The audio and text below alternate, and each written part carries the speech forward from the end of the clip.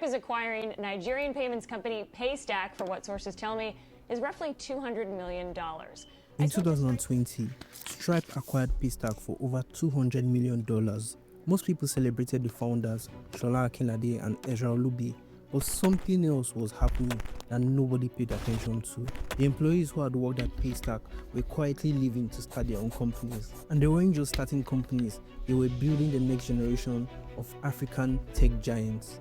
This is the story of the Paystack Mafia, how a single Nigerian fintech company became the training ground for Africa's next generation of tech founders, and why I compare them to the legendary PayPal Mafia.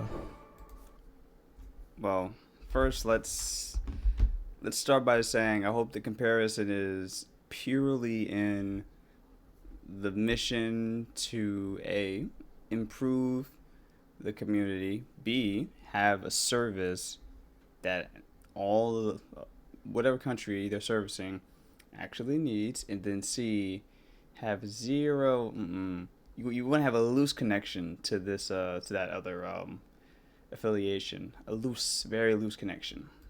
Just before we talk saying. about the Paystack Mafia, we need to understand what made the original PayPal Mafia so legendary. In the late 90s, a company called Confinity, founded by Peter Thiel and Max Levchin, merged with X.com, founded by Elon Musk.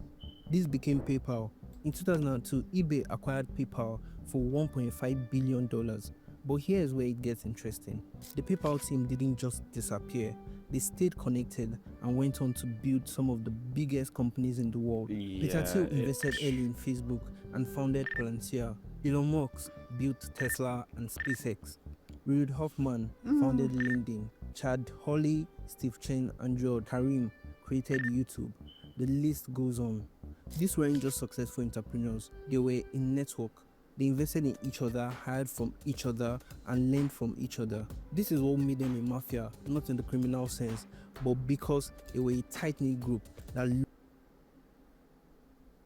looked out for each other and went on to reshape entire industries. I bet. But this isn't a Silicon Valley story anymore. They're doing a fantastic job. The same pattern is playing out in Nigeria. In 2015, two friends, Shola Akinade and Ezra Olubi, founded Paystack to solve online payments in Nigeria. I made a whole video on that. I'll link it in the description. But here's what you need to know for this story. Paystack became the first Nigerian company to be accepted into Y Combinator in 2015. By 2018, they were handling over 15% of all online transactions in Nigeria. The company attracted some of the brightest engineering and product minds in Nigeria. People like Femi Aluko, Olumide Ojo, Emmanuel Okeke, Abdulhamid Hassan. These weren't just employees collecting paychecks. They were learning how to build systems that handled millions of transactions daily. They were learning how to think at scale. And then something interesting started happening. One by one, they started leaving. Not because Paystack was a bad place to work. In fact, it was the opposite. It had given them the confidence and skills to build their own companies. The first major departure came in 2019. Abdulhamid Hassan had been at Paystack for less than a year. At Paystack, he worked as a product manager, learning how to build products that people actually wanted. 11 months after joining Paystack, Hassan left to co-found Voyance, a startup focused on data infrastructure. But he didn't stop there. He left Voyance to team up with Hakrasin, and together they launched Mono in August 2020. Mono is an open banking platform. But Hassan wasn't the only one building. Around the same time, other Paystack alumni were quietly starting their own companies. Idorei Obong, a former Android engineer at Paystack, left and teamed up with Joseph Femi to launch Grey in 2020. Grey what was his name again? Over 17.4 Mono is seen and together, but he didn't stop there. I'm pausing because not only do I want to know about these people, I want to see their net worths now. BDL.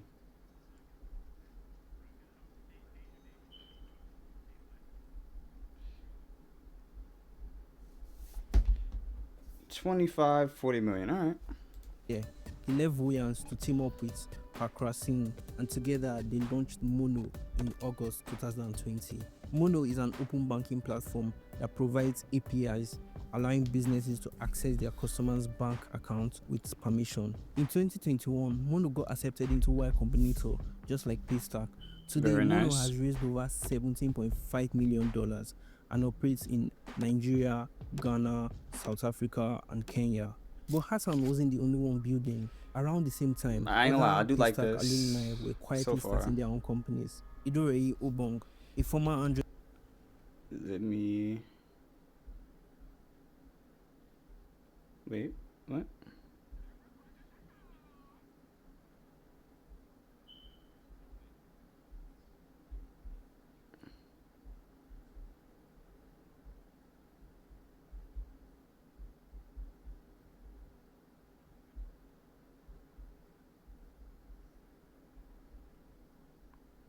I don't care about the age. What's the net worth?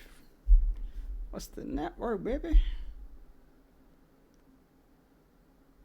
There's a polar. Okay, so engineer at Paystack left and teamed up with he might be Joseph legit. Femi to launch Grey in 2020. Grey, originally called Aboki Africa, provides digital foreign accounts for Africans, allowing them to send and receive international payments. Hassan, the founder of Mono and fellow Paystack alumnus, led Grey's first funding round in November 2021.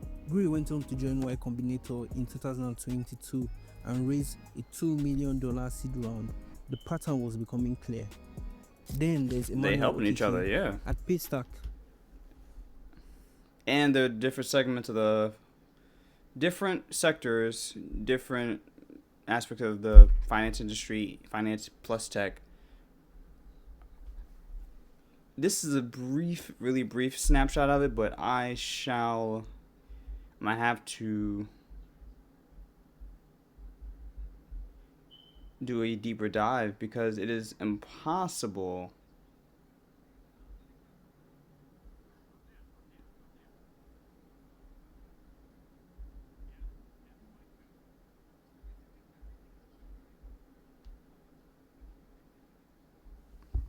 Okeke's career moved at lightning speed.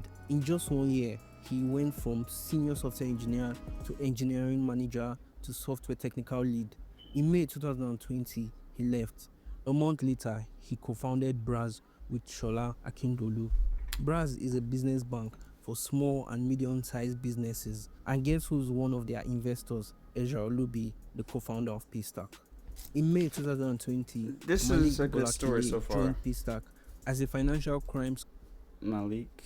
compliance consultant. Nice. 8 months later, he was promoted to lead the unit. In 2022, after 2 years, 8 months later, he joined Paystack Malik as a financial crimes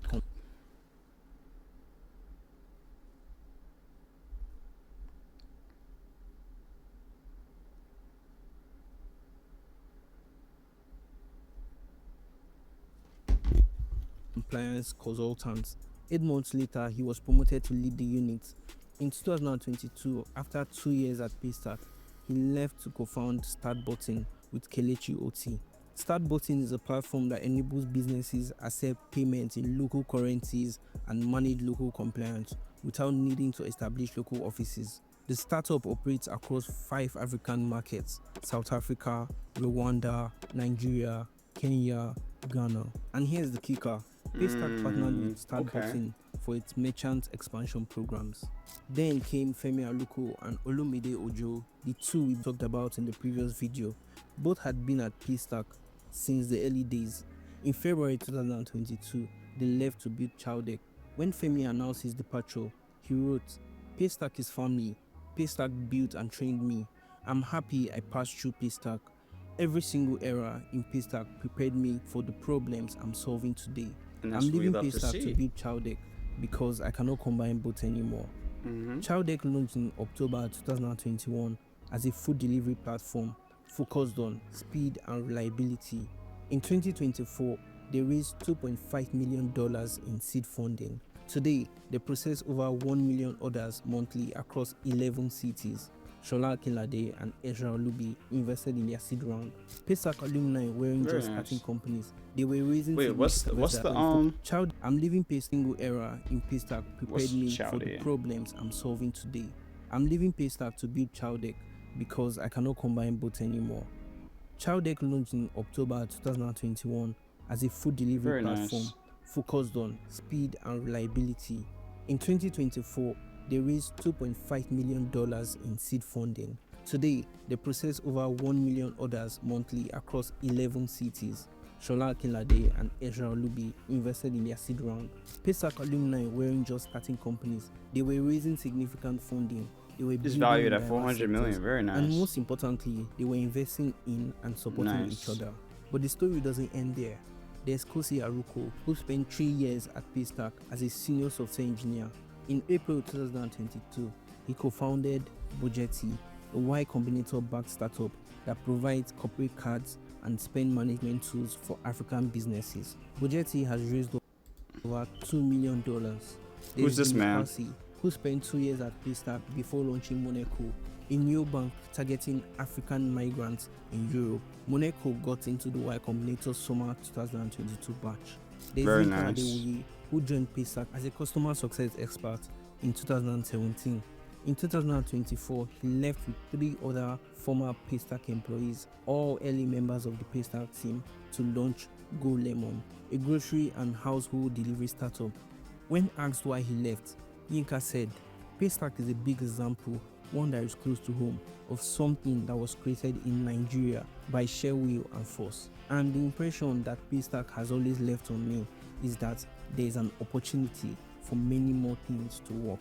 There's Ikechukwu Obi, Exactly. who joined Paystack So far, all I'm seeing back in is a 2007. continuity. None of these businesses contradict. They obviously Nigeria has multiple of these, but when you come from one very successful hub, I mean, When the company had just 20 employees, this seems like he climbed from technical success. product specialist to integration lead. After leaving, he founded Alvative, a company that connects African startups with junior tech talent. There's Oluseun I Odufanya, do now. who That's started the most important one thus far. Very nice. I wonder. Obviously, scholarships, maybe internships, certifications.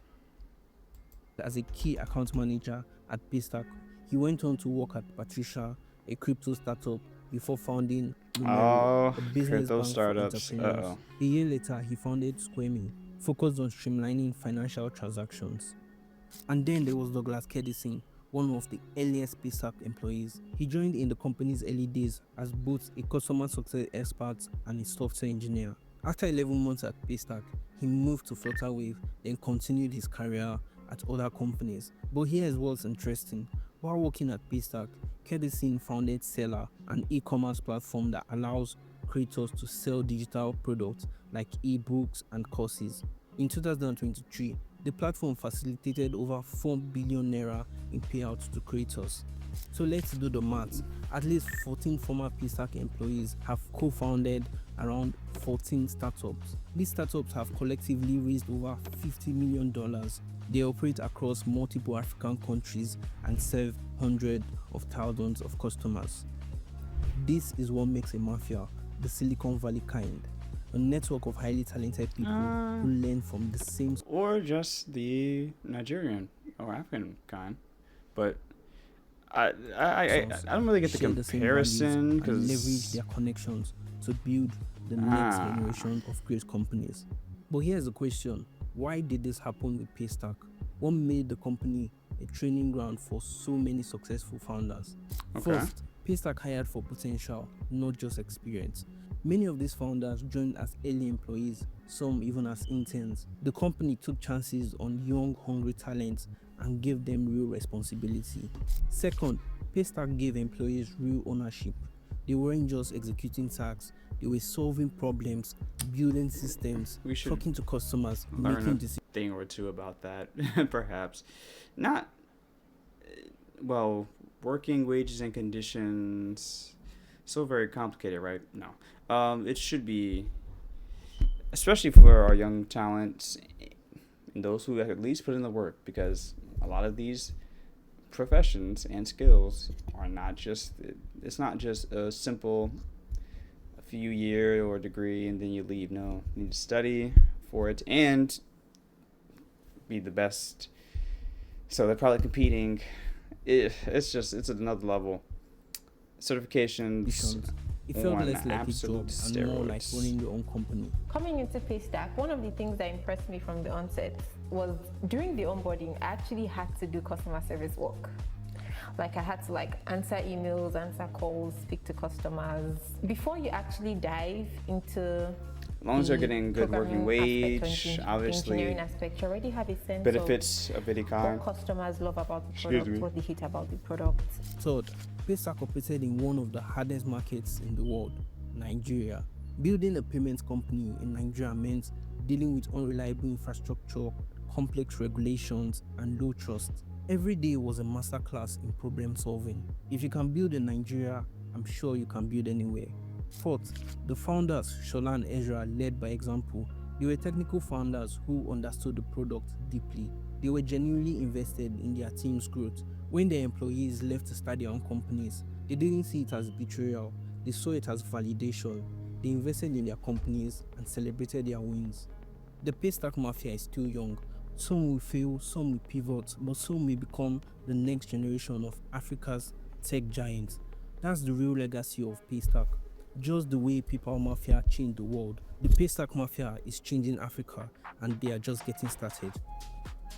If you enjoyed the I'll tell you what, this is a good introduction to them, but obviously you shouldn't stop here. It should be more knowledge seeking. I am intrigued by the concept of each of their problem solving, I don't want to call them products, problem solving benefits, services. There we go. So I will do a deep dive, particularly the one that was looking for interns. The crypto one, maybe not as much, but all the others seem to be pretty good. So that's the first video. Appreciate you guys, and we will see you in the next one. Get this uploaded ASAP, honestly, but peace.